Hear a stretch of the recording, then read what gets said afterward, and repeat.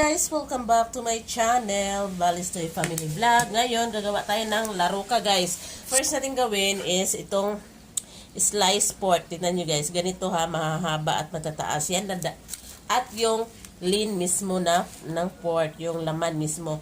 So dito, maglagay tayo ng magic sarap. Then, lagyan natin ng garlic. This is our marination. Garlic. At maglagay tayo ng pepper.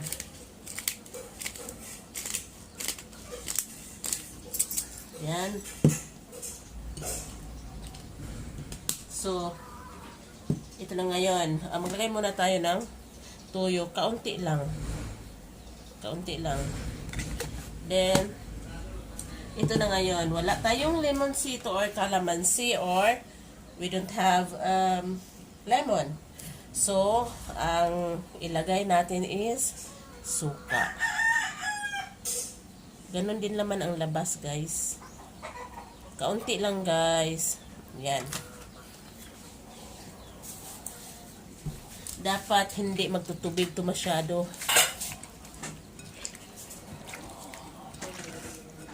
Wala tayong nagawa. Nagtutubig yung atin. Yan. So, ito guys, ililive or i-marinate natin yan ng mga mga 30 minutes. Okay na yan. Then, magkukot na tayo ng ating breadings. Guys, after 30 minutes, na marinate na natin tong karne, mag-ready na tayo para sa ating ibang sangkap. Biasin na niyo mong itlog, wala? Papa. So, yung tira ng magic sarap, ilagay natin sa itlog. Dalawang itlog to guys. At maglagay na din tayo ng black pepper. So, ito pala guys is kamote flour.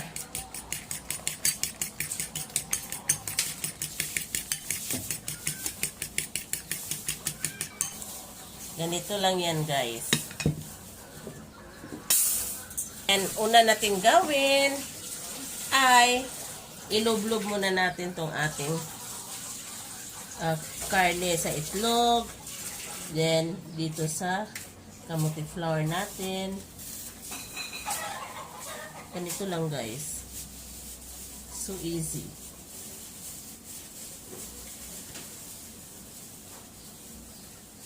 At guys, ano talagang gamitin nyo? Kamote flour talagang gamitin nyo. Kasi pag harina or cornstarch, hindi talaga ma-achieve yung lasa ng pork laruka. May distinct of flavor. Kasi ito, kamote flour. At napakadali lang. Ako, hindi ko inuulam to. Pinapapak ko lang to. Ang sarap.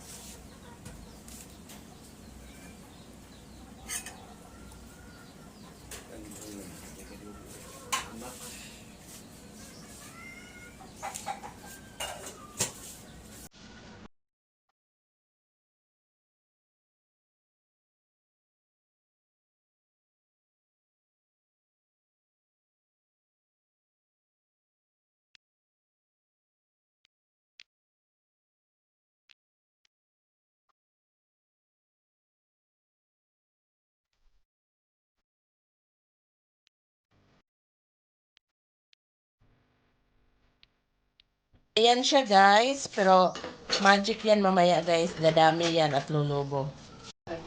So mag-start na tayong magluto guys. Sa aming antik na kawali. Antigong kawali. Nagtitipid kasi ako ng oil guys. Pag malaki yung kawaling gamit natin,